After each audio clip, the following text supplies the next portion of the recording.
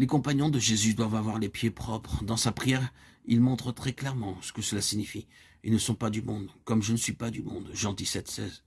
Je ne te prie pas de les ôter du monde, mais de les préserver du mal. Jean 17, 15. Les compagnons de Jésus sont ceux dont les pieds sont symboliquement séparés et purifiés du monde. Ce monde est sous une malédiction, sous le jugement de Dieu. C'est un monde mauvais. Le Seigneur ne désire pas que ses compagnons soient emprisonnés par lui.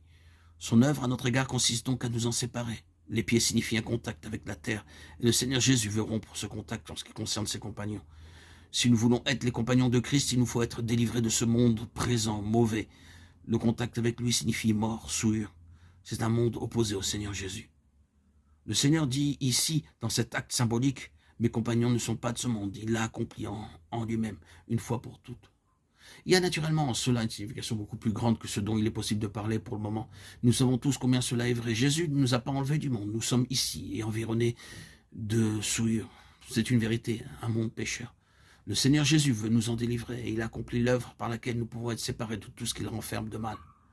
Cela nous ouvre tout le sujet de la sanctification, mais pour notre but, cela explique tout simplement ces mots de Hébreux 3:1.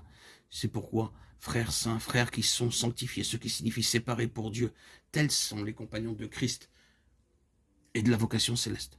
Mais le Seigneur Jésus a aussi institué un ministère pour ses compagnons. Il a dit, je vous ai donné un exemple afin que vous fassiez comme je vous ai fait. Jean 13, 15.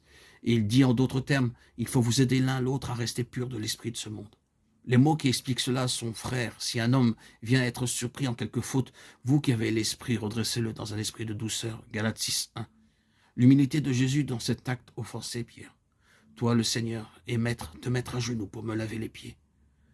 Je ne puis penser à cela, je ne puis pas le permettre. Je ne puis pas te permettre de t'humilier de cette manière.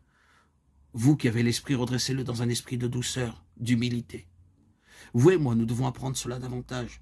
C'est un ministère spirituel qui est très nécessaire. Il y a des groupes de chrétiens dans ce monde qui pratiquent cela littéralement et ont une part dans ce service qui consiste à se laver les pieds les uns aux autres. Nous ne discuterons pas et ne chercherons pas s'ils ont tort ou raison. Je pense cependant que l'on peut laver les pieds de quelqu'un littéralement sans le faire spirituellement. On peut laver littéralement les pieds de quelqu'un et s'en aller ensuite parler de ses fautes et de ses faiblesses à une autre personne. Je pense que nous sommes trop souvent accoutumés à montrer la boue qui se trouve sur les pieds de quelqu'un au lieu de l'enlever. Oh, nos critiques et nos condamnations à l'écart d'un autre. Il n'est pas nécessaire d'être un expert pour voir l'impureté spirituelle des hommes et le contact du monde sur eux. Chacun peut voir leurs fautes. Mais qu'allons-nous faire? Parler d'eux et de leurs fautes? Les faire voir à d'autres? Les avoir toujours en vue? Permettre que notre attitude à leur égard soit influencée par leurs fautes? Si nous lisons sérieusement les évangiles, nous verrons que les disciples avaient beaucoup de boue sur leurs pieds. Ils se querellaient afin de savoir lequel d'entre eux serait le plus grand dans le royaume des cieux, et s'efforcer d'arriver à la première place. Tout cela est une histoire pénible. Ils avaient beaucoup de fautes et de défauts. Leurs pieds étaient en vérité tachés par ce monde. Mais que nous est-il dit ici de l'attitude de Jésus? Des hommes tels qu'ils étaient, cependant, ayant aimé les siens qui étaient dans le monde. Il les aima jusqu'à la fin. Jean 13, 1. Et pour prouver son amour, il s'humilia, enleva le vêtement de sa gloire et prit la forme d'un esclave. Il se ceignit d'un linge, le symbole du service humble. Il ne dit pas « Oh, combien de boue vous avez sur vos pieds !» Il l'enleva. Il dit ensuite « Je vous ai donné un exemple afin que vous fassiez comme je vous ai fait. » Jean 13, 15. Vous êtes prêtres devant Dieu. Prenez l'eau de la cuve et lavez-vous les pieds l'un à l'autre. Vous ne pouvez être que de cette manière les compagnons du lieu saint de la vocation céleste. Avons-nous remarqué qu'il y a une bénédiction attachée à cet acte? Elle se trouve au verset 17e. Si vous savez ces choses, vous êtes bien heureux, pourvu que vous les pratiquiez.